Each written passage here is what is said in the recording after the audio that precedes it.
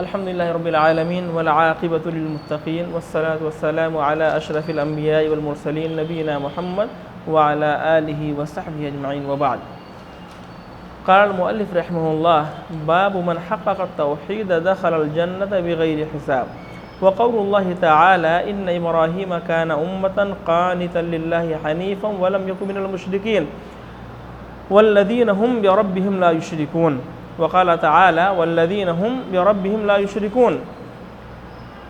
عن حسين بن عبد الرحمن قال: كنت عند سعيد بن جبير فقال: أيكم رأى الكوكب الذي انقض البارحة؟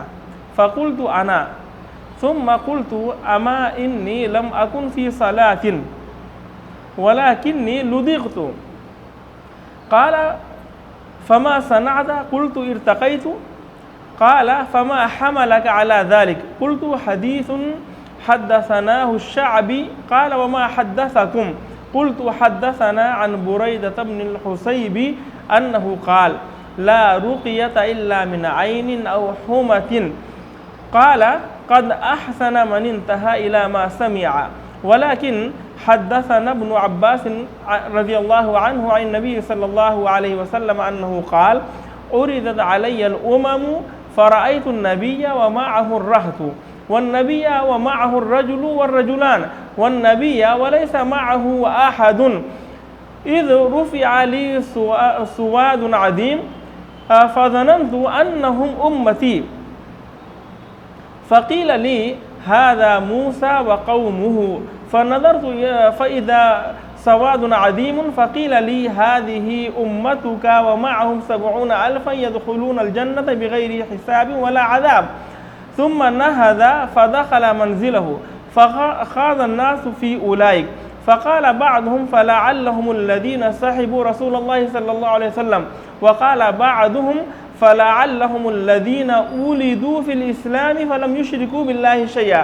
وذكروا أشياء فخرج عليهم رسول الله صلى الله عليه وسلم فأخبروه فقال: هم الذين لا يسترقون ولا يكتوون ولا يتطيرون وعلى ربهم يتوكلون.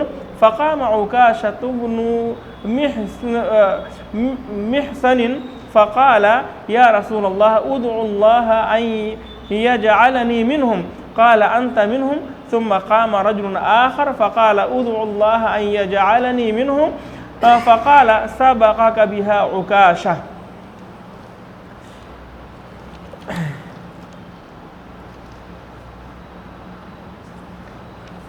مؤلف رحمہ اللہ نے باب قائم کیا ہے کہ جس نے توحید کی تحقیق کی وہ جنت میں بغیر حساب اور عذاب کے داخل ہوگا۔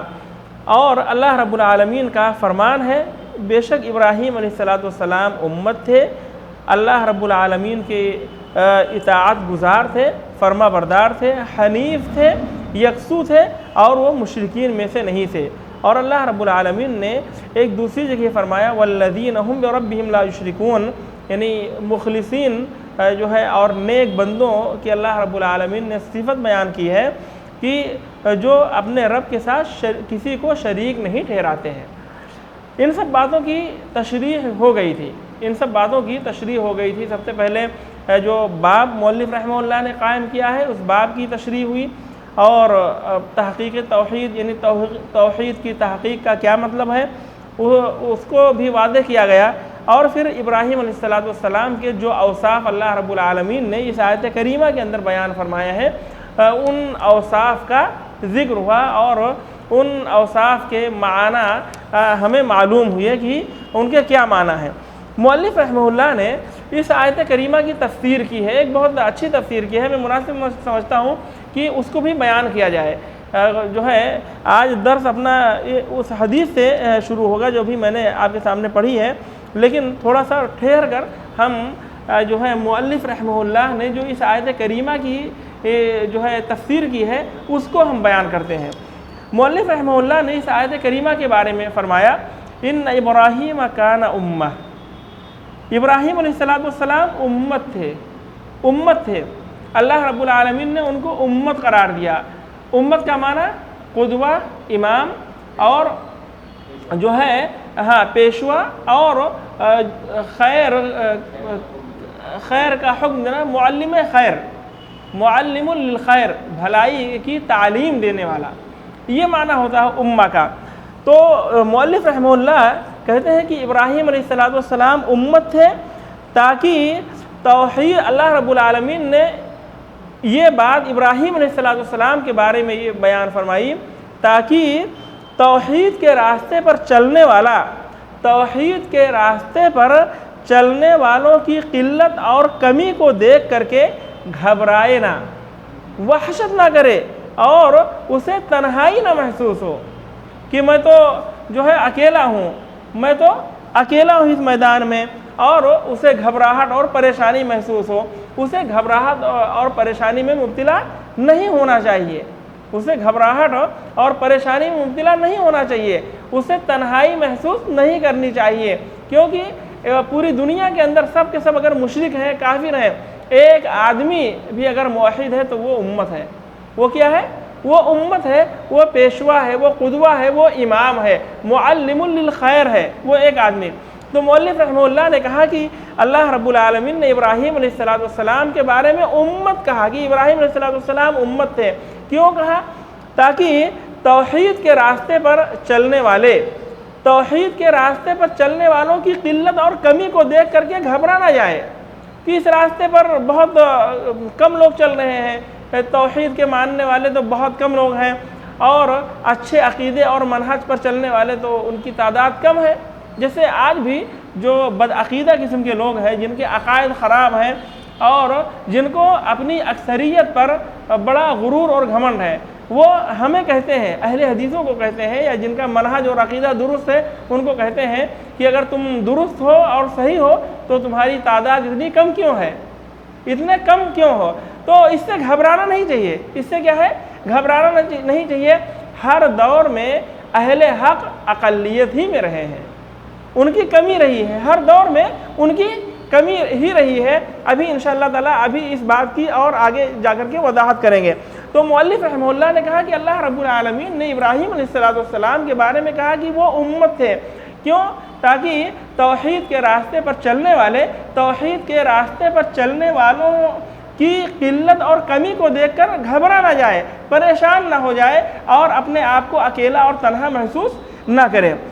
اور کہا قانتا للہ، ابراہیم علیہ السلام اللہ رب العالمین کے مطیع و فرما بردار تھے، ہر دم اللہ رب العالمین کی اطاعت و فرما برداری کرنے والے تھے، پوری زندگی میں مسلسل، زندگی بھر مسلسل اللہ رب العالمین کی اطاعت و فرما برداری کرنے والے تھے۔ تو اس کا معنی بتایا گیا ہے کہ کیا کیا معنی ہوتا ہے، لیکن مؤلف رحمہ اللہ کیا کہتے ہیں کہ اللہ رب العالمین کے تابع تھے، وہ اللہ رب العالمین کے مطیع و فرما بردار تھے، وہ بادشاہوں کے فرما بردار نہیں تھے، وہ بادشاہوں کے فرما بردار نہیں تھے، اور نہ ہی مالدار قسم کے، خوشحال قسم کے تاجروں کے وہ جو ہے فرما بردار تھے۔ حضرت ابراہیم علیہ السلام نہ تو بادشاہوں کے مطیع و فرما بردار تھے اور نہ مالدار اور خوشحال قسم کے تاجروں کے مطیع و فرما بردار تھے، بلکہ کس کے؟ اللہ رب العالمین کے مطیع و فرما بردار تھے، اللہ رب العالمین کی پابندی سے اطاعت کرنے والے۔ پوری زندگی میں یہ صفت ان کے اندر برابر پائی گئی ہے، کبھی اس میں کوئی کمی انہوں نے آنے نہیں دی ہے۔ کیا؟ مقبلا الی اللہ، علی اللہ، مقبلا علی اللہ، المعرض عن کل ما سواہ، والی کیفیت رہی ہے۔ بتایا کہ حنیفاً ابراہیم علیہ السلام حنیف تھے۔ حنیف کا مطلب مؤلف رحمہ اللہ کہتے ہیں کہ وہ دائیں بائیں دیکھنے والے نہیں تھے، دائیں بائیں ادھر ادھر دیکھنے والے نہیں تھے، بلکہ بس صرف ایک ہی راستے کی طرف، ایک ہی صراط مستقیم کی طرف، اللہ رب العالمین کی طرف دیکھنے والے تھے، اللہ رب العالمین ہی کی طرف وہ توجہ کرنے والے تھے، اللہ رب العالمین ہی کی طرف وہ متوجہ تھے۔ ابراہیم علیہ السلام دائیں بائیں دیکھنے والے وہ نہیں تھے، ادھر ادھر مائل ہونے والے نہیں تھے کہ کوئی بھی تھوڑی پریشانی آ جائے تو جو ہے پھسل گئے، ادھر ادھر مائل ہو گئے، تو ابراہیم علیہ السلام کے اندر یہ بات نہیں، سخت سے سخت حالات آئے، بڑی سے بڑی پریشانیاں انہوں نے جھیلی اور بڑے سے بڑے مشکلات کا ان کو سامنا رہا، لیکن زندگی بھر میں لمحہ بھر کے لیے اللہ رب العالمین کو چھوڑ کر ادھر ادھر وہ متوجہ نہیں ہوئے، ہر دم اللہ رب العالمین ہی کی طرف ان کی توجہ رہی اور اللہ رب العالمین ہی کے وہ مطیع و فرما بردار رہے، اللہ تعالیٰ ہی کی طرف اپنی توجہ رکھی ابراہیم علیہ السلام نے۔ تو مؤلف رحمہ اللہ یہ کہہ رہے ہیں کہ کہا کہ جو ہے وہ دائیں بائیں دیکھنے والے نہیں تھے، ادھر ادھر مائل ہونے والے نہیں تھے، جیسے فریب خوردہ علماء کا حال ہے، جیسے فریب خوردہ علماء کرام کا حال ہوتا ہے، یعنی دنیا پرست دنیا دار علماء کا حال ہوتا ہے کہ جدھر بھی نہیں ٹھیک ہے بیٹھیے، جدھر بھی تھوڑا فائدہ دیکھا ادھر لڑک گئے، ادھر مائل ہو گئے، یا پھر جدھر سے تھوڑی امید ہے، کچھ روپے پیسے یا دنیا کی کوئی چیز ملنے کی امید ہے، وہاں تھوڑا نرم پڑ جاتے ہیں اور اپنا لہجہ اور انداز بدل دیتے ہیں، اپنا انداز زندگی کا جو ہے اللہ رب العالمین کے ساتھ جو تعامل ان کا ہونا چاہیے تھا وہ اس تعامل میں کمی آ جاتی ہے، جیسے ہی مالداروں کا اور جو ہے بادشاہوں کا یا اسی طریقے سے اور دوسرے لوگوں کا جن سے ان کو کچھ ملنے کی امید ہوتی ہے، وہاں فوراً پھسل جاتے ہیں یا کمزوری آ جاتی ہے، نرمی اختیار کر جاتے ہیں، دنیا کے مفاد کو دیکھنے لگتے ہیں وہ۔ تو ایسے ابراہیم علیہ السلام نہیں تھے، ایسے ابراہیم علیہ السلام نہیں تھے، بلکہ اللہ رب العالمین کے لیے جب انہوں نے کہہ دیا کہ اذ قال له ربه اسلم قال اسلمت لرب العالمین، یا یہ کہا وجہت وجہی للذی فطر السماوات والارض، جب انہوں نے یہ کہہ دیا تو پھر وہ ادھر ادھر مائل نہیں ہوئے اور اس کے بعد میں مشرکین سے اور شرک سے دوری کا وہ اعلان ہی کرتے رہے، ان سے بیدار ہونے، اپنی بیزاری کا اعلان ہی کرتے رہے ابراہیم علیہ السلام۔ اور بتایا کہ وَلَمْ يَكُنْ مِنَ الْمُشْرِكِينَ، مؤلف رحمہ اللہ اس لفظ کا اور اس جملے کا، آیت کے اس ٹکڑے کا معنی بتا رہے کہ ابراہیم علیہ السلام مشرکین میں سے نہیں تھے، اس شخص کے برخلاف جو مشرکین کی تعداد بڑھاتا ہے، جو مشرکین میں شامل ہو کر کے ان کی تعداد اور ان کی بھیڑ کو بڑھاتا رہتا ہے اور یہ بھی دعویٰ کرتا ہے کہ ہم مسلمان ہیں، جو مشرکین اور کافرین کے ساتھ شامل ہو کر کے ان کی تائید کرتا ہے، ان کی بھیڑ کو بڑھاتا ہے، ان کی تعداد کو بڑھاتا رہتا ہے اور ساتھ میں کہتا ہے کہ میں مسلمان بھی ہوں۔ ابراہیم علیہ السلام کا معاملہ ویسا نہیں تھا، وَلَمْ يَكُنْ مِنَ الْمُشْرِكِينَ، ابراہیم علیہ السلام مشرکین میں سے نہیں تھے۔ تو مؤلف رحمہ اللہ نے اس آیت کریمہ کا یہ معنی بتایا ہے اور یہ تفسیر کی ہے کہ ابراہیم علیہ السلام امت تھے۔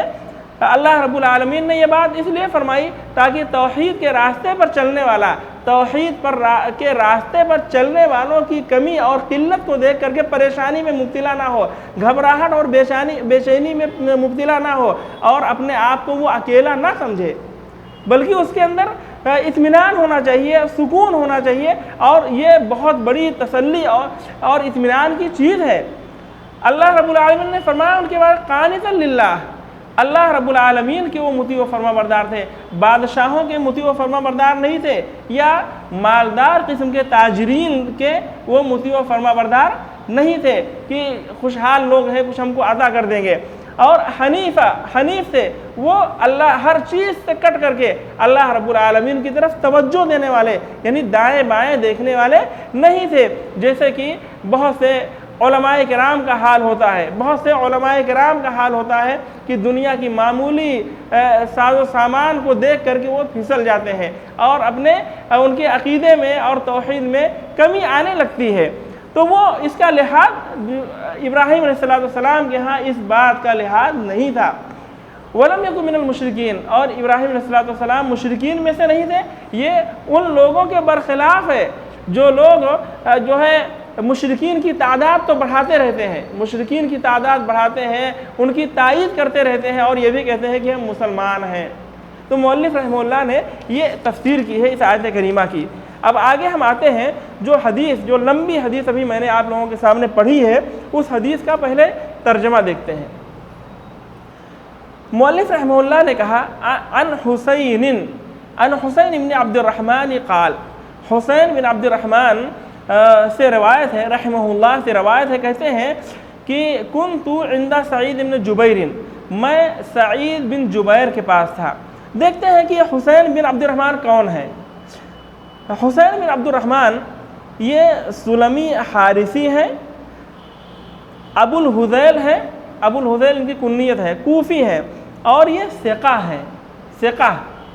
ثقہ جانتے ہیں نا، ثقہ یہ ضعیف کی ضد ہے، ہاں معتبر، ہاں ثقہ مطلب معتبر، ثقہ مطلب معتبر، عادل ہے، ثقہ ہے، معتبر ہے، اور ثقہ کی ضد کیا ہے؟ ضعیف ہے۔ یعنی جب کبھی ہم لوگ جو ہے مصطلح پڑھیں گے، حدیث کے جو اصطلاحات وغیرہ ہیں، تو اس میں تفصیل سے گفتگو ہوگی انشاءاللہ تعالی۔ اللہ تعالیٰ وہ موقع ہم کو عطا کریں کہ ہم لوگ حدیث بھی پڑھیں۔ تو دیکھیے یہاں بتایا کہ حسین بن عبد الرحمن یہ سلمی ہیں، حارثی ہیں، ان کی کنیت ابو الحذیل ہے، کوفی ہیں، اور یہ ثقہ ہے۔ ان کی وفات 136 ہجری کے اندر ہوئی ہے، 93 سال کی انہوں نے عمر پائی، 93 سال کی عمر پائی، 93۔ اور سعید بن، تو یہ معلوم ہو گیا حسین بن عبد الرحمن کے بارے میں۔ اب سعید بن جبیر یہ کون ہے؟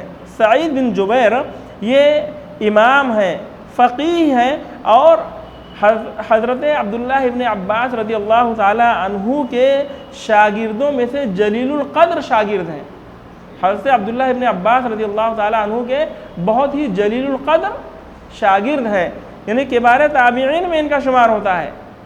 حضرت سعید بن جبیر رضی اللہ تعالی رحمہ اللہ کی ان کا مقام و مرتبہ بہت اونچا ہے، امام ہے، فقیہ ہے، اور حضرت عبداللہ ابن عباس رضی اللہ تعالی عنہما کے جلیل القدر شاگرد ہیں۔ ان کی روایت حضرت عائشہ رضی اللہ تعالی عنہ سے ہے، اور ابو موسیٰ اشعری رضی اللہ تعالی عنہ سے بھی روایت کرتے ہیں، لیکن مرسل روایت کرتے ہیں، اور یہ کوفی ہیں، اور بنی اسد کے آزاد کردہ غلام ہیں۔ حجاج بن یوسف کے سامنے یہ قتل کیے گئے تھے سن 95 ہجری میں، اور ان کی عمر 50 سال بھی نہیں تھی، 50 سال بھی ان کی عمر نہیں تھی۔ انہوں نے دعا کی تھی، سعید بن جبیر رضی اللہ رحمہ اللہ نے، جب حجاج بن یوسف نے ان کو قتل کرنا چاہا اور سب پوری تیاری ہو گئی، تو انہوں نے دعا کی تھی اس وقت کہ اے اللہ میرے قتل کے بعد اس کو کسی اور کے قتل پر قادر نہیں بنانا۔ تو اللہ رب العالمین نے جو ہے ان کی دعا قبول فرمائی، اور ایسے ہی ہوا۔ اس کے بعد میں حجاج بن یوسف بیمار ہوا، اور مطلب تاریخی روایات میں بہت سی باتیں آتی ہیں کہ وہ ڈر جاتا تھا، حجاج بن یوسف ڈر جاتے تھے، سوتے سوتے خواب سے بیدار ہو جاتا اچانک، اور وہ اکثر خواب دیکھا کرتے تھے۔ حجاج بن یوسف کو خواب نظر آتا، وہ بتاتے کہ ہمارے پاس سعید بن جبیر آئے ہیں، اور وہ کہتے ہیں ہم سے کہ ہم نے جو ہے آپ نے مجھے کیوں قتل کیا، یہ بتائیے آپ نے مجھے قتل کیوں کیا، یہ پوچھتے۔ اور پھر جب حجاج کی وفات ہوئی تو حجاج کو ایک شخص نے خواب میں دیکھا، سب تاریخی روایات ہے، ایک شخص نے خواب میں دیکھا حجاج بن یوسف کو، تو حجاج بن یوسف نے بتایا کہ جتنے لوگوں کو میں نے قتل کیا ہے، ہر ایک کے بدلے میں اللہ رب العالمین نے مجھے 1 مرتبہ قتل کیا، اور سعید بن جبیر کے بدلے میں ہمیں 70 مرتبہ قتل کیا، 70 مرتبہ قتل کیا گیا۔ یہ سب تاریخی روایات ہیں، واللہ عالم بالصواب ان کی صحت کا کیا حال ہے۔ تو خیر، سعید بن جبیر ان کی بڑی فضیلت ہے اور بہت بڑا مقام ہے، امام ہیں، فقیہ ہیں، حضرت عبداللہ ابن عباس رضی اللہ تعالی عنہ کے جلیل القدر شاگرد ہیں۔ اب حسین بن عبد الرحمن کے بارے میں معلوم ہوا، سعید بن جبیر کے بارے میں معلوم ہوا۔ اب کہتے ہیں حسین بن عبد الرحمن کہ میں سعید بن جبیر کے پاس تھا، تو فقال، سعید بن جبیر نے کہا ایکم رأى الکوکب الذی انقض البارحہ، تم میں سے کس نے اس ستارے کو دیکھا ہے جو رات میں ٹوٹا تھا، جو رات میں ٹوٹا، جو گزشتہ رات ٹوٹا جو ہے اس ستارے کو تم میں سے کس نے دیکھا؟ یعنی اپنے شاگردوں کے بیچ میں انہوں نے سوال کر لیا، سعید بن جبیر رضی اللہ رحمہ اللہ نے اپنے شاگردوں کے بیچ میں سوال کیا کہ رات میں جو ستارہ ٹوٹا تھا اس کو آپ میں سے کس نے دیکھا ہے؟ تو حسین بن عبد الرحمن کہتے ہیں کہ میں نے کہا کہ میں نے دیکھا ہے اسے۔ پھر حسین بن عبد الرحمن کہتے ہیں کہ میں نے کہا اما انی لم اکن فی صلاۃ۔ حسین بن عبد الرحمن پھر کہتے ہیں یہ کہنے کے بعد کہ میں نے دیکھا ہے، پھر وہ کہتے ہیں کہ سنو میں نماز میں نہیں تھا، میں نماز میں نہیں تھا، اس وقت میں نماز نہیں پڑھ رہا تھا۔ اب دیکھیے یہ بات اگر رات کے تعلق سے، رات کے اوقات میں کوئی شخص پوچھے کہ مطلب رات میں اس طرح کا معاملہ ہوا تھا، کس نے دیکھا، کس کے کون جانتا ہے، تو اگر مطلب ہم بتا دیتے ہیں آپ سے کہ ہم جانتے ہیں، تو آپ کے دل میں یا کسی کے دل میں بھی اس طرح کی بات آ سکتی ہے کہ یہ جو ہے رات میں لگتا ہے نماز پڑھتے ہیں، تہجد پڑھنے کے لیے اٹھے ہوں گے، نماز پڑھنے کے لیے اٹھے ہوں گے، اس واسطے ان کو اس معاملے کا پتہ چل گیا ہے۔ تو یہاں پہ بھی یہ بات ہوئی، حضرت حسین بن عبد الرحمن رحمہ اللہ نے یہ سمجھا کہ لوگ کہیں بدظنی کا شکار نہ ہو جائیں، میرے بارے میں اس بات کا خیال نہ کر لیں کہ کہیں یہ نماز پڑھ رہے تھے، اس بات کا لوگ خیال نہ کر لیں۔ حالانکہ میں نماز نہیں پڑھ رہا تھا، میں اس وقت نماز نہیں پڑھ رہا تھا، میں ایک کام نہیں کر رہا تھا، ایک اچھا کام نہیں کر رہا تھا، اس اچھے کام کا لوگ اپنے دل میں خیال نہ کر لیں۔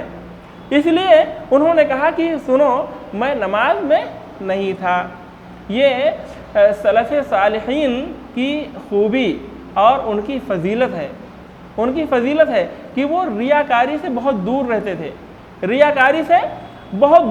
تھے، اور ایک بات ان کے اندر اگر نہیں ہے تو اس تعلق سے تعریف وہ سننا نہیں چاہتے تھے۔ جیسے منافقین اور ریاکاروں کا حال یہ ہوتا ہے کہ وہ چاہتے ہیں کہ مطلب ایک کام میں نہ کروں تب بھی اس پر میری تعریف کی جائے، لوگ میری تعریف کریں اور مجھے سراہیں، لیکن سلف کا معاملہ ایسا نہیں تھا۔ وہ اس چیز سے، ریاکاری سے اور دکھاوے سے، اور جو کام ان کے اندر جو خوبی نہیں ہے اس خوبی کو سننے سے بہت دور رہا کرتے تھے۔ یہ ان کے اخلاص کی دلیل ہے۔ تو یہ حسین بن عبد الرحمن نے کہا کہ سنو، یہ تو کہا کہ میں جاگ رہا تھا، میں نے دیکھا اسے، لیکن سنو میں نماز نہیں پڑھ رہا تھا، تاکہ کوئی یہ نہ خیال کر لے کہ یہ تو تہجد گزار ہیں اور نماز پڑھ رہے تھے۔ لیکنی لدغت، جاگنے کی وجہ کیا تھی؟ مجھے ڈس لیا گیا تھا، مجھے کسی موذی جانور نے کاٹ لیا تھا، سانپ یا بچھو نے کاٹ لیا تھا، یا بچھو نے ڈنک لگا دیا تھا۔ لدغ کا یہ معنی ہوتا ہے کہ مجھے ڈس لیا گیا تھا، یعنی سانپ یا بچھو نے مجھے کاٹ لیا تھا، ڈنک لگا دیا تھا۔ تو سعید بن جبیر نے ان سے پوچھا کہ آپ نے کیا کیا؟ جب آپ کو ڈس لیا گیا، کسی زہریلے جانور نے آپ کو ڈنک لگا دیا یا آپ کو کاٹ لیا، تو آپ نے کیا کیا؟ تو حسین بن عبد الرحمن کہتے ہیں کہ میں نے کہا ارتقیت، میں نے رقیہ کیا۔ اور صحیح مسلم کی روایت میں ہے استرقیت، یعنی میں نے دوسرے سے دم کروایا، دوسرے سے کہا کہ مجھے دم کر دو، رقیہ کر دو، تو یہ کیا میں نے۔ قال فما حملکم علی ذلک، تو سعید بن جبیر نے پوچھا کہ اس بات پر تم کو کس نے آمادہ کیا، کس چیز نے آمادہ کیا، یعنی تم نے رقیہ کیوں کیا، یہ بتائیے۔ سلف کا یہ بھی طریقہ تھا کہ وہ کسی بھی کوئی اگر کوئی کام کرتا تو اس کی وجہ بھی پوچھتے تھے، جو متبع سنت ہوتے تھے ان کی ہمیشہ، یا جو ہوتے ہیں متبع سنت، ان کی ہمیشہ کی یہ پہچان ہے کہ وہ ہر کام پر دلیل مانگتے ہیں، مقلدین کے برخلاف، مقلدین کے برخلاف وہ دلیل نہیں مانگتے ہیں وہ. تو یہ کہا سعید بن جبیر نے کہا فما حملک علی ذلک, اس بات پر تم کو کس چیز نے آمادہ کیا؟ تو میں نے کہا کہ ایک حدیث ہے, ایک حدیث نے آمادہ کیا, وہ اس حدیث کو ہم سے شعبی نے بیان کیا ہے, امام شعبی نے ہم سے بیان کیا ہے اس حدیث کو. اب یہ امام شعبی رحمہ اللہ کون ہے؟ ایک منٹ. شعبی کا نام جو ہے عامر بن شراحیل الحمدانی ہے, عامر بن شراحیل الحمدانی ہے. یہ حضرت عمر رضی اللہ تعالی عنہ کی خلافت میں پیدا ہوئے, اور یہ ثقات تابعین میں سے ہیں, تابعین ثقات میں سے ہیں, یعنی تابعین ہیں اور تابعین میں سے ہیں اور ثقہ ہیں, اور تابعین میں سے فقہا میں شمار کیے جاتے ہیں, تابعین میں سے یہ فقہا میں شمار کیے جاتے ہیں. ان کی وفات 103 ہجری میں ہوئی ہے. تو معلوم ہوا کہ شعبی کا بھی, امام شعبی رحمہ اللہ کا بھی مقام و مرتبہ بہت اونچا ہے, یہ بھی امام ہے اور ثقات میں شمار کیے جاتے ہیں, یہ بھی ثقہ ہیں اور تابعی ہیں اور فقہا میں سے ہیں, فقیہ ہیں. تو امام شعبی کی بات ہو گئی. یعنی 3 لوگوں کے بارے میں ہم نے پڑھا, ایک تو حسین بن عبد الرحمن, سعید بن جبیر اور امام شعبی رحمہ اللہ کے بارے میں ان کا مختصر تعارف کرایا گیا. تو یہ کہتے ہیں حسین بن عبد الرحمن کہ مجھ سے امام شعبی نے بیان کیا اس حدیث کو. تو سعید بن جبیر رحمہ اللہ نے پوچھا کہ وما حدثکم, انہوں نے تم سے کیا بیان کیا ہے, وہ حدیث بتائیے ہم کو. قلت حدثنا عن بریدہ بن الحصیب انہ قال لا رقیۃ الا من عین او حمۃ. میں نے کہا انہوں نے ہم سے بیان کیا ہے بریدہ بن الحصیب سے, انہوں نے ہم سے بریدہ بن حصیب سے نقل کیا ہے, بیان کیا ہے. انہوں نے کہا کہ لا رقیۃ, یعنی اللہ کے نبی صلی اللہ علیہ وسلم نے فرمایا گویا کہ لا رقیۃ الا من عین او حمۃ, کہ رقیہ نہیں ہے, رقیہ دم کرنا نہیں ہے مگر نظر بد میں یا ڈنک میں, یا ڈنک اور زہر کی وجہ سے. یعنی رقیہ کرنا نہیں ہے مگر نظر بد کی وجہ سے یا زہر کی وجہ سے. اگر کسی کو نظر بد لگ جاتی ہے یا کسی کو کوئی جانور ڈس لیتا ہے, ڈنک لگا دیتا ہے, کاٹ لیتا ہے, تو اس میں رقیہ ہے. ٹھیک ہے. تو سعید بن جبیر رحمہ اللہ نے کہا قال قد احسن من انتهى الى ما سمع, یعنی اس نے اچھا کیا, اس نے بہتر کام کیا جس نے جو سنا تھا, جو سنا اپنے سنے ہوئے کے مطابق اکتفا کیا اور اس پر عمل کیا. جس نے جو سنا اور اس پر اکتفا کیا, یعنی اس کو لیا, اس کو لے لیا. یعنی جس نے کوئی حدیث سنی, جس نے کوئی حدیث سنی اور اس کو لے لیا اور پھر اس پر عمل کر لیا, تو اس نے اچھا کیا. اس نے کیا کیا؟ اچھا کیا, دلیل پر اس نے عمل کیا, برخلاف اس کے جو جہالت پر عمل کر رہا ہے, جو جہالت کی وجہ سے جس کا عمل ہے اس کے برخلاف, یا وہ جس کے پاس علم ہے لیکن عمل ہی نہیں کر رہا ہے. تو یہ دونوں سے بہتر ہے. یہ شخص جس کو کوئی حدیث پہنچی, اس حدیث کو لیا اور عمل کیا, وہ 2 لوگوں سے بہتر ہے, دونوں لوگوں سے. یعنی اس سے بھی بہتر ہے جو اپنی جہالت کی بنیاد پر عمل کر رہا ہے, اور اس سے بھی بہتر ہے جس کے پاس علم ہے اور وہ عمل نہیں کر رہا ہے. ٹھیک ہے, دونوں سے وہ بہتر ہے. تو بتایا کہ قد احسن من انتهى الى ما سمع, لیکن یعنی انہوں نے گویا کہ سعید بن جبیر رحمہ اللہ نے ان کی تائید کی اور ان کی تعریف کی, لیکن ایک حدیث اور بیان کی.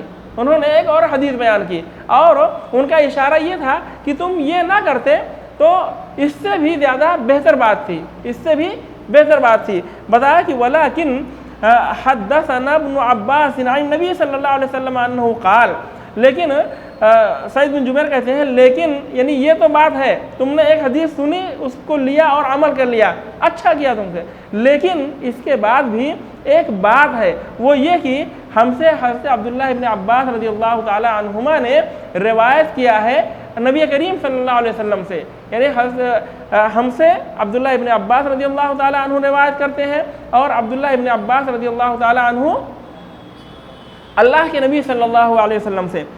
تو جو ہے ہم سے عبداللہ ابن عباس نے بیان کیا، وہ کس سے روایت کرتے ہیں؟ اللہ کے نبی صلی اللہ علیہ وسلم سے۔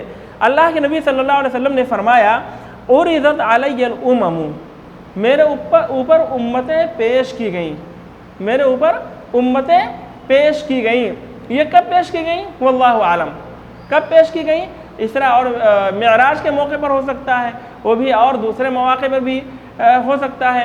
تو کب پیش کی گئی تحدید کے ساتھ اہل علم نے کوئی بات نہیں کہی ہے۔ تو اللہ کے نبی صلی اللہ علیہ وسلم نے فرمایا کہ میرے اوپر امتیں پیش کی گئیں، میں نے ایک نبی کو دیکھا، میں نے ایک نبی کو دیکھا کہ اس کے ساتھ چند لوگ ہیں، وَمَعَهُ الرَّهْتُ، اس کے ساتھ چند لوگ ہیں۔ رہت کہتے ہیں جماعت کو، چھوٹی سی جماعت کو، جن کی یعنی جو تعداد میں 10 سے بھی کم ہوں، 10 سے بھی کم ہو، ان کو ایک رہت کہا جاتا ہے۔ تو کہا کہ ایک نبی کو دیکھا جس کے ساتھ صرف 8-10 آدمی ہی تھے، یعنی اس پر ایمان لانے والے صرف اتنے ہی آدمی تھے۔ وَالنَّبِيَّ وَمَعَهُ الرَّجُلُ وَالرَّجُلَانِ، اور ایسے نبی کو بھی دیکھا جس کے ساتھ ایک اور 2 ہی آدمی تھے، یعنی اس پر صرف 1 یا 2 ہی آدمی ایمان لائے تھے۔ وَالنَّبِيَّ وَلَيْسَ مَعَهُ أَحَدٌ، اور ایسے نبی کو بھی دیکھا جس کے ساتھ کوئی نہیں تھا، یعنی جس پر ایمان لانے والا کوئی نہیں تھا، کوئی بھی ایمان نہیں لایا۔ اِذْ رُفِعَ لِي سَوَادٌ عَظِيمٌ، کہ اچانک یعنی امتیں پیش کی گئی اور ہم نے نبیوں کو ایسی حالت میں دیکھا کہ بعض لوگوں کے ساتھ 8-10 آدمی ہے، بعض کے ساتھ 1-2 آدمی ہے، بعض کے ساتھ کوئی نہیں ہے، یعنی کوئی بھی ایمان نہیں لانے والا ہے۔ اتنے میں ہمارے سامنے ایک بہت بڑی جماعت ظاہر کی گئی، ایک بہت بڑی جماعت۔ تو میں نے سمجھا فَظَنَنْتُ أَنَّهُمْ أُمَّتِي، میں نے یہ سمجھا کہ یہ شاید میری امت کے لوگ ہیں، میری امت کے لوگ یہی ہیں۔ فَقِيلَ لِي، تو مجھ سے یہ بتایا گیا کہ هَذَا مُوسَىٰ وَقَوْمُهُ، یہ موسیٰ علیہ السلام اور ان کی قوم کے لوگ ہیں، ان کی قوم ہے۔ تو معلوم ہوا کہ موسیٰ علیہ السلام اور ان کی قوم، موسیٰ علیہ السلام پر بھی ایمان لانے والوں کی بڑی تعداد ہے، وہ بھی امت محمدیہ کے بعد سب سے بڑی تعداد انہی لوگوں کی ہے۔ موسیٰ علیہ السلام پر ایمان لانے والوں کی تعداد نبی کریم صلی اللہ علیہ وسلم پر ایمان لانے والوں کے بعد انہی کی ہے، سب سے زیادہ ان کی ہے۔ تو کہتے ہیں اللہ کے نبی صلی اللہ علیہ وسلم نے فرمایا کہ فَنَظَرْتُ فَإِذَا سَوَادٌ عَظِيمٌ، یعنی جب پہلی دفعہ میں ایک بڑی جماعت ظاہر کی گئی تو میں سمجھا کہ شاید یہ میری امت ہے، تو مجھ سے کہا گیا کہ یہ موسیٰ اور ان کی قوم ہے۔ پھر میں نے دیکھا کہ ایک بہت بڑی جماعت ہے، ایک بہت بڑی جماعت پھر سے ظاہر کی گئی۔ فَقِيلَ لِي هَذِهِ أُمَّتُكَ، تو مجھ سے بتایا گیا کہ یہ آپ کی امت ہے۔ وَمَعَهُمْ 70 أَلْفًا يَدْخُلُونَ الْجَنَّةَ بِغَيْرِ حِسَابٍ وَلَا عَذَابٍ، اور ان کے ساتھ 70,000 لوگ ایسے ہیں جو جنت کے اندر بغیر حساب اور عذاب کے داخل کیے جائیں گے، جو جنت میں داخل ہوں گے بغیر حساب و عذاب کے، نہ تو ان کا حساب ہوگا اور نہ ہی ان کو عذاب دیا جائے گا۔ ایسے یعنی ان میں 70,000 لوگ ایسے ہیں۔ تو اللہ کے نبی صلی اللہ علیہ وسلم نے یہ بات جب صحابہ کرام کو بتائی، ثم نہض فدخل منزلہ، یہ بتا کر کے آپ اٹھ گئے، آپ کھڑے ہو گئے اور اپنے گھر میں داخل ہو گئے، اپنے گھر میں چلے گئے۔ فخاض الناس فی اولئک، لوگ ان کے بارے میں غور و فکر کرنے لگے، لوگ غور و فکر کرنے لگے کہ وہ 70,000 خوش نصیب لوگ کون ہیں، کون ہو سکتے ہیں۔ تو بعد نے کہا فلعلهم الذین صحبوا رسول اللہ صلی اللہ علیہ وسلم، بعد نے کہا کہ شاید یہ وہ لوگ ہیں جنہوں نے رسول اللہ صلی اللہ علیہ وسلم کی صحبت اختیار کی، یعنی صحابہ کرام ہیں۔ وقال بعضهم، اور بعد نے کہا فلعلهم الذین ولدوا فی الاسلام، شاید یہ وہ لوگ ہیں جو اسلام میں پیدا ہوئے ہیں اور جنہوں نے شرک نہیں کیا ہے، جنہوں نے اللہ رب العالمین کے ساتھ شرک نہیں کیا ہے، کسی کو شریک نہیں ٹھہرایا ہے۔ تو 2 باتیں، بعد میں کیا کہا کہ یہ صحابہ کرام ہیں، یعنی پورے صحابہ کرام ہیں، بعد میں یہ کہا کہ نہیں، یہ وہ لوگ ہیں جو اسلام میں پیدا ہوئے ہیں، اسلام میں پیدا ہوئے ہیں اور انہوں نے اللہ رب العالمین کے ساتھ کسی کو شریک نہیں ٹھہرایا ہے، یہ وہ لوگ ہیں۔ وَذَكَرُوا أَشْيَاءَ، ان دو باتوں کے علاوہ اور بھی کئی مختلف باتیں صحابہ کرام نے ذکر کی کہ شاید یہ ہو سکتے ہیں، شاید یہ ہو سکتے ہیں، شاید یہ ہو سکتے ہیں۔ فَخَرَجَ عَلَيْهِمْ رسول اللہ صلی اللہ علیہ وسلم فَأَخْبَرُوهُ، پھر رسول اللہ صلی اللہ علیہ وسلم نکلے تو صحابہ کرام نے آپ کو بتایا کہ اللہ کے نبی صلی اللہ علیہ وسلم یہ ایسے ایسے لوگ ہیں۔ تو آپ نے فرمایا کہ ہم الذین لا یسترقون ولا یکتوون ولا یتطیرون، یہ وہ لوگ ہیں جو رقیہ نہیں کرواتے ہیں، جو جھاڑ پھونک اور دم نہیں کرواتے ہیں، ولا یکتوون، اور نہ ہی داغ لگواتے ہیں، اور نہ ہی داغ لگواتے ہیں۔ داغنا جانتے ہیں؟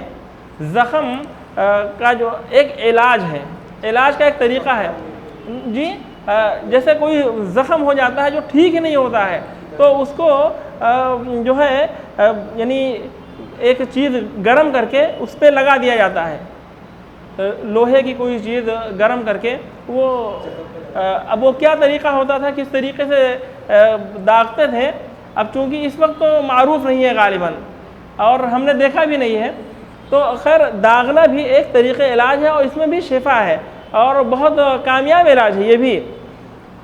تو اللہ کے نبی صلی اللہ علیہ وسلم فرمایا کہ وہ لوگ ہیں جو بغیر حساب اور عذاب کے جنت کے اندر داخل ہوں گے، جو نہ تو رقیہ کرواتے ہیں اور نہ داغ لگواتے ہیں، ولا یتطیرون، اور نہ ہی بدشگونی لیتے ہیں، اور نہ ہی بدشگونی لیتے ہیں، وعلی ربہم یتوکلون، اور وہ اپنے رب پر بھروسہ کرتے ہیں، اور اپنے رب پر بھروسہ کرتے ہیں۔ یعنی 4 صفات ان کے اندر ہیں، وہ 4 صفات کے حامل ہیں جو بغیر حساب اور عذاب کے جنت میں داخل ہوں گے۔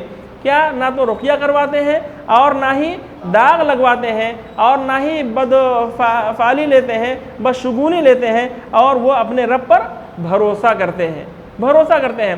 سعید بن جبیر نے یہ حدیث اسی واسطے پڑھی، انہوں نے حسین بن عبد الرحمن نے رقیہ کیا تھا نا، رقیہ کروایا تھا، اس واسطے کہا کہ ہم الذین لا یسترقون، یعنی جو بغیر حساب اور عذاب کے جنت میں داخل ہوں گے وہ رقیہ کرنے والے اور کروانے والے نہیں ہوں گے۔ تو اللہ کے نبی صلی اللہ علیہ وسلم نے یہ حدیث بیان کی، صحابہ کرام کو بتایا ان لوگوں کے بارے میں جو 70,000 لوگ ہیں جو بغیر حساب اور عذاب کے جنت میں داخل ہوں گے۔ فقام عکاشہ بن محصن رضی اللہ عنہ، تو عکاشہ بن محصن رضی اللہ تعالی عنہ کھڑے ہوئے اور انہوں نے کہا اے اللہ کے رسول، ادعو اللہ ان یجعلنی منہم، آپ اللہ رب العالمین سے دعا کر دیجئے کہ اللہ تعالیٰ مجھے بھی انہی لوگوں میں سے بنا دے، انہی لوگوں میں سے بنا، 70,000 لوگوں میں سے مجھے بھی کر دے۔ تو آپ نے فرمایا کہ انت منہم، تم بھی انہی لوگوں میں سے ہو، تم بھی انہی خوش نصیبوں میں سے ہو۔ ثم قام رجل آخر، پھر ایک دوسرے آدمی کھڑے ہوئے اور انہوں نے کہا ادعو اللہ ان یجعلنی منہم، اللہ کے نبی صلی اللہ علیہ وسلم میرے لیے بھی دعا کر دیجئے کہ اللہ تعالیٰ مجھے بھی انہی لوگوں میں سے کر دے۔ تو آپ نے فرمایا سبقک بہا عکاشہ، عکاشہ اس سلسلے میں تم سے سبقت لے گئے، تم سے آگے بڑھ گئے، تم سے آگے بڑھ گئے، تم سے انہوں نے پہل کر دیا ہے، اس سلسلے میں عکاشہ تم سے سبقت لے گئے۔ تو نبی کریم صلی اللہ علیہ وسلم کا یہ جواب دیکھیں کتنا شاندار تھا۔ اگر آپ جواب یہی ہے یعنی آپ نہیں ہیں ان میں سے، لیکن جواب کا انداز کتنا اچھا کہ بالکل برا نہ لگے ان کو۔ آپ نے کیا کہا کہ عکاشہ سبقت لے گئے، تم سے آگے بڑھ گئے، تم سے بازی لے گئے، ٹھیک ہے۔ تو یہ حدیث ہے اور یہ حدیث کا یہ ترجمہ ہوا، یہ ترجمہ ہوا حدیث کا۔ اب اس میں توحید کی تحقیق کی بات یہی ہے، ہم الذین لا یسترقون ولا یکتوون ولا یتطیرون وعلی ربہم یتوکلون، ٹھیک ہے۔ اب ٹائم کتنا ہوا دیکھیے تو 10 بج رہا ہے۔ اب اس حدیث میں یعنی کچھ باتیں ہیں ان کی ہم وضاحت کرتے ہیں مزید۔ اللہ کے نبی صلی اللہ علیہ وسلم نے فرمایا، حسین بن عبد الرحمن نے جو حدیث بیان کی شعبی کے حوالے سے، اس میں اللہ کے نبی صلی اللہ علیہ وسلم نے فرمایا لا رقیۃ الا من عین او حمۃ، کہ رقیہ نہیں ہے مگر نظر بد میں یا زہر میں، ڈنگ میں اور ڈسنے میں، یعنی کسی جانور نے ڈس لیا اور اس کا زہر چڑھ گیا جسم میں تو اس میں رقیہ ہے۔ تو رقیہ کا معنی کیا ہے؟ امام خطابی رحمہ اللہ کہتے ہیں لا رقیۃ اشفا و اولا من رقیۃ العین والحمى، نظر بد اور زہر میں، یعنی کسی موذی جانور کے ڈسنے میں جو دم کیا جاتا ہے نظر بد کی وجہ سے اور موذی جانور کے ڈس لینے کی وجہ سے جو دم کیا جاتا ہے نا، تو بتایا کہ اس دم سے زیادہ شفا بخش اور زیادہ بہتر کوئی اور دوسرا دم نہیں ہے، کوئی دوسرا دم نہیں ہے، کوئی دوسرا رقیہ نہیں ہے۔ تو یہ لا رقیۃ الا من عین او حمۃ کا معنی بتایا کہ نظر بد کی وجہ سے اور زہر کی وجہ سے جو رقیہ کیا جاتا ہے وہ رقیہ سب سے زیادہ شفا بخش ہے، سب سے زیادہ بہتر ہے اور سب سے زیادہ فائدہ مند ہے۔ نبی کریم صلی اللہ علیہ وسلم نے رقیہ کیا ہے اور آپ صلی اللہ علیہ وسلم کو رقیہ کیا گیا ہے۔ اب سعید بن جبیر رحمہ اللہ نے حسین بن عبد الرحمن کے جواب میں کیا کہا تھا؟ جب انہوں نے حدیث سنائی تو انہوں نے کیا کہا؟ قد احسن من انتہى الى ما سمع، جس نے کوئی حدیث سنی اور اس کو لیا، اس پر عمل کر لیا تو اس نے بہتر کام کیا، اس نے اچھا کیا۔ تو اس کی وضاحت میں نے وہیں پہ کر دی، یعنی اس کا معنی کیا ہے کہ جو علم کی جو بات بھی کسی کے پاس پہنچی اور اس نے اس بات کو لیا اور اس پر عمل کر لیا تو بہت اچھی بات ہے، وہ بہتر ہے اور افضل ہے، وہ برخلاف ان لوگوں کے جو جہالت کی بنیاد پر عمل کرتے ہیں، علم حاصل نہیں کرتے ہیں، بس اپنی جہالت کی پر چل رہے ہیں، جہالت کی بنیاد پر عمل کر رہے ہیں۔ اور یہ شخص جو علم کو پا کر کے اس پر عمل کر رہا ہے، اس کو لے رہا ہے، اس کو محفوظ رکھ رہا ہے، اس سے بھی بہتر ہے جو علم کو پا کر کے اور عمل نہیں کر رہا ہے، جو عمل نہیں کر رہا ہے، علم تو ہے عمل نہیں کر رہا ہے، یہ اس سے بھی بہتر ہے۔ قد احسن من انتہى الى ما سمع کا معنی یہ ہے۔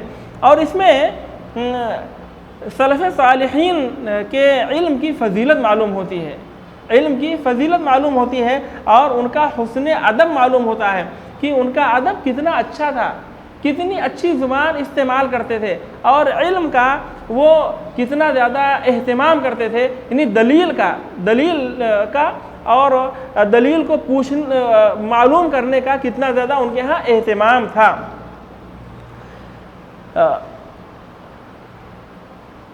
اس میں بتایا کہ علم کے ساتھ حسن ادب ہے، علم کے ساتھ حسن ادب ہے، بہترین ادب ہے۔ اسی طریقے سے علم والوں کے ساتھ بھی حسن ادب ہے، حسن ادب یعنی اچھا ادب اختیار کرنا چاہیے، علم کے ساتھ بھی اور علماء کے ساتھ بھی، علم والوں کے ساتھ اچھا ادب اختیار کرنا چاہیے۔ جس شخص نے ایسے موقع پر دلیل نہیں پوچھی، دلیل نہیں معلوم کی، یعنی شرعی دلیل اور شرعی حجت معلوم نہیں کی، تو ایسے شخص کے بارے میں حافظ عبد البر رحمہ اللہ کہتے ہیں کہ جو ہے اس بات پر اجماع ہے کہ مقلد اہل علم نہیں ہوتے ہیں۔ ہاں، حافظ ابن عبد البر رحمہ اللہ کہتے ہیں کہ اس بات پر اجماع ہے کہ ان المقلد لیس من اہل علم، کہ مقلد اہل علم نہیں ہوتے ہیں، کیونکہ ان کے ہاں کوئی بات، امام کی بات معلوم ہو گئی بس ختم، وہ دلیل نہیں معلوم کرتے ہیں، دلیل معلوم نہیں کرتے ہیں۔ لیکن جو اہل علم ہیں وہ دلیل معلوم کرتے ہیں۔ سعید بن جبیر رحمہ اللہ نے دلیل معلوم کی حسین بن عبد الرحمن سے کہ آپ نے کیوں کیا، کس بات نے تم کو اس بات پر آمادہ کیا، تو اس سے آپ سمجھ سکتے ہیں۔ اور مؤلف رحمہ اللہ نے کہا کہ قد احسن من انتہى الى ما سمع والی بات، یعنی جس کو علم کی بات جو بھی پہنچی اور معلوم ہوئی اس کو اس نے لیا اور اس پر عمل کر لیا تو بہت اچھا کام کیا، اس نے بہتر کام کیا۔ اس میں سلف کے علم کی گہرائی معلوم ہوتی ہے کہ ان کا علم کتنا گہرا تھا۔ اور یہاں بھی یہ نہیں کہیں گے کہ یعنی پہلی حدیث دوسری حدیث کے خلاف ہے، دوسری حدیث کے خلاف نہیں ہے، بلکہ ایک میں جو ہے ایک ایسا عمل بتایا گیا ہے جو جائز ہے، آپ کر سکتے ہیں، اور دوسرے میں اس سے بھی افضل عمل بتایا گیا ہے، اس سے بھی افضل عمل بتایا گیا ہے جی۔ اور یہ بتایا گیا کہ عرضت علی الامم، یعنی میرے اوپر امتیں پیش کی گئیں، اللہ کے نبی صلی اللہ علیہ وسلم نے فرمایا۔ تو اس کا معنی یہ بتایا گیا کہ یہ کہاں کب پیش کی گئی؟ بعض لوگوں نے کہا کہ معراج کے موقع پر، لیکن واللہ عالم بالصواب، اس بات کا صحیح علم اللہ رب العالمین کے پاس ہے۔ اور رحت کا معنی بتایا کہ رحت کا کیا معنی ہے؟ رحت کا معنی بعض روایتوں میں روحیت ہے، یعنی تصغیر کے ساتھ چھوٹی سی جماعت جن کی تعداد 8 سے یعنی 10 سے کم ہوتی ہے، جو 10 سے کم ہی ہوتے ہیں، یعنی ایسے ایسے انبیاء کو دیکھا، اللہ کے نبی صلی اللہ علیہ وسلم نے ایسے ایسے نبیوں کو دیکھا، اور ایسے نبی کو بھی دیکھا جس پر ایمان لانے والے صرف ایک ہی آدمی یا 2 ہی آدمی تھے، اور ایسے نبی کو بھی دیکھا جس پر ایمان لانے والا کوئی بھی نہیں تھا۔ تو اس میں یعنی اس بات میں دیکھیے، نبی اللہ کے نبی صلی اللہ علیہ وسلم نے ایسے نبیوں کو دیکھا جن کے ساتھ 8 سے 10 ہی آدمی تھے، ایسے لوگوں کو بھی دیکھا، ایسے انبیاء کو بھی دیکھا جن کے ساتھ 1 اور 2 ہی آدمی تھے، ایسے انبیاء کو بھی دیکھا جن پر کوئی ایمان ہی نہیں لایا تھا، ٹھیک ہے؟ تو اس سے کیا کہیں گے کہ وہ باطل پر تھے، وہ حق پر نہیں تھے۔ تو بتایا کہ اس میں ان لوگوں پر رد ہے جو کثرت سے دلیل پکڑتے ہیں، جو کثرت سے یعنی اپنے حق پر ہونے کی کثرت کو اپنے حق پر ہونے کی دلیل سمجھتے ہیں، یہ سمجھتے ہیں کہ ہماری اکثریت ہے تو ہم حق پر ہیں، ہم زیادہ ہیں اس بات میں ہم حق پر ہیں، یہ ان پر کیا ہے؟ رد ہے۔ جیسا کہ ولم یکن من المشرکین کا معنی میں نے بتایا، مؤلف رحمہ اللہ کے حوالے سے بتایا ولم یکن من المشرکین کا معنی بتایا۔ تو یعنی اللہ کے نبی صلی اللہ علیہ وسلم نے دیکھا کہ ایبعث فی قومہ فلا یتبعہ منہم احد، کہ وہ اپنے قوم میں بھیجے گئے، انبیاء اپنی قوم میں بھیجے گئے، اور ایسے بھی ہوئے کہ ان پر کوئی بھی ایمان نہیں لایا، کسی نے ان کی اتباع نہیں کی، جیسا کہ اللہ رب العالمین نے قرآن مجید کے اندر اس بات کو بیان فرمایا ہے، وَلَقَدْ أَرْسَلْنَا مِن قَبْلِكَ فِي شِيَعِ الْأَوَّلِينَ وَمَا يَأْتِيهِم مِّن رَّسُولٍ إِلَّا كَانُوا بِهِ يَسْتَهْزِئُونَ، اور ہم نے آپ سے پہلے امتوں میں اگلی امتوں میں رسول بھیجے، وما یأتیہم من رسول الا کانوا بہ یستہزئون، اور جو بھی رسول ان کے پاس آیا لوگ اس کا مذاق ہی اڑاتے رہے، اس کا مذاق ہی اڑاتے رہے، یعنی کوئی ان پر ایمان ہی نہیں لایا۔ اور اس میں دلیل ہے کہ امتوں میں سے نجات پانے والے لوگ بہت کم ہیں، نجات پانے والے لوگوں کی تعداد کم ہے، اور وہ قلت میں ہے، اکثریت میں وہ نہیں ہے۔ اکثریت کن لوگوں کی ہے؟ اکثریت ان لوگوں کی ہے جنہوں نے رسولوں کی تکذیب کی، رسولوں کو جھٹلایا، اور وہ ہلاک و برباد کیے گئے، جیسا کہ اللہ رب العالمین نے فرمایا وَإِن تُطِيعْ أَكْثَرَ مَن فِي الْأَرْضِ يُضِلُّوكَ عَن سَبِيلِ اللَّهِ، اگر آپ زمین میں اکثر من فی الارض، یعنی اکثر زمین میں جو لوگ ہیں نا، زمین والوں کی اگر آپ اطاعت و فرما برداری کر لیں، ان میں سے اکثر لوگوں کی اطاعت و فرما برداری کریں گے تو یضلوک عن سبیلک، وہ آپ سبیل اللہ، وہ آپ کو اللہ رب العالمین کے راستے سے ہٹا دیں گے، آپ کو گمراہ کر دیں گے۔ اس لیے بہت سوچ بچار کر کے کسی کے پیچھے چلنا چاہیے، کسی کی اتباع کرنا چاہیے تو بہت سوچ بچار کر کے، بہت سوچ سمجھ کر کے، کیونکہ اکثریت گمراہ لوگوں کی ہے، اکثریت گمراہ لوگوں کی ہے، اگر گمراہوں کی اتباع کریں گے تو وہ آپ کو گمراہ کر دیں گے۔ اللہ رب العالمین نے فرمایا اس جگہ وَمَا وَجَدْنَا لِأَكْثَرِهِم مِّنْ أَحَدٍ وَإِن وَجَدْنَا أَكْثَرَهُمْ لَفَاسِقِينَ، ہم نے اللہ رب العالمین نے فرمایا کہ ہم نے اکثر لوگوں میں وفائے عہد نہیں دیکھا، یعنی ہم نے دیکھا کہ اکثر لوگوں نے عہد پورا نہیں کیا ہے، ہم نے دیکھا کہ اکثر لوگوں نے عہد پورا نہیں کیا۔ عہد کیا کر کے آئے تھے؟ عہد کہ اے اللہ ہم تیری عبادت کریں گے، ہم کسی کو شریک نہیں ٹھہرائیں گے، تیرے ساتھ کسی کو شریک نہیں ٹھہرائیں گے، یہ عہد کر کے آئے تھے، لیکن ان میں سے اکثر لوگوں نے اس وعدے کو پورا نہیں کیا، اس عہد کو پورا نہیں کیا۔ وَإِن وَجَدْنَا أَكْثَرَهُمْ لَفَاسِقِينَ، اور ہم نے اکثر لوگوں کو فاسق ہی پایا، یعنی حکم کی خلاف ورزی کرنے والا ہی پایا۔ اللہ رب العالمین نے ایک جگہ فرمایا قُلْ سِيرُوا فِي الْأَرْضِ فَانظُرُوا كَيْفَ كَانَ عَاقِبَةُ الَّذِينَ مِن قَبْلُ كَانَ أَكْثَرُهُم مُشْرِكِينَ، آپ زمین میں چلیے، چلیں، قُلْ سِيرُوا فِي الْأَرْضِ، زمین میں چلو پھرو، فَانظُرُوا، اور دیکھو کیسے ان لوگوں کا انجام ہوا جو یعنی جو پہلے کے لوگ تھے، كَيْفَ كَانَ عَاقِبَةُ الَّذِينَ مِن قَبْلُ، یعنی اس سے پہلے مشرکین مکہ سے پہلے کے جو لوگ تھے ان لوگوں کا انجام کیا ہوا۔ آپ زمین میں چلیے پھریے اور دیکھیے ان کا انجام، کان اکثرهم مشرکین، ان کا حال بھی یہی تھا کہ اکثر وہ مشرک ہی تھے، اکثر وہ مشرک تھے، ان کا انجام کیا ہوا؟ تباہ و برباد ہوئے۔ یہ بھی اکثر مشرک ہے تو یہ بھی تباہ و برباد ہی ہوں گے۔ یعنی اس معنی ہے کہ بہت ساری آیتیں قرآن مجید کے اندر موجود ہیں جو اس بات پر دلالت کرتی ہیں کہ ہر دور میں گمراہ لوگوں کی اکثریت رہی ہے، گمراہ لوگ اور مشرکین کثرت میں رہے ہیں، اس لیے اہل حق کو اہل باطل کی کثرت کو دیکھ کر گھبرانا نہیں چاہیے، اور یہ نہیں کہ وہ تو اکثریت میں ہیں، ان کی کثرت ہے، وہ بہت زیادہ ہیں، ہم حق کا راستہ چھوڑ دیں، بلکہ اللہ رب العالمین نے یہ سب دلائل اسی لیے دیے ہیں تاکہ اہل ایمان، اہل حق پر ثابت قدم رہیں اور ان کے قدم ڈگمگائیں نہ۔ تو انشاءاللہ تعالی بقیہ چیزیں کل کے درس میں بیان کی جائیں گی اس حدیث کے تعلق سے، اس حدیث پر اور بھی ابھی گفتگو ہوگی انشاءاللہ تعالی کل کے درس میں۔ سبحانک اللہم و بحمدک، اشہد ان لا الہ الا انت، استغفرک و اتوب الیک۔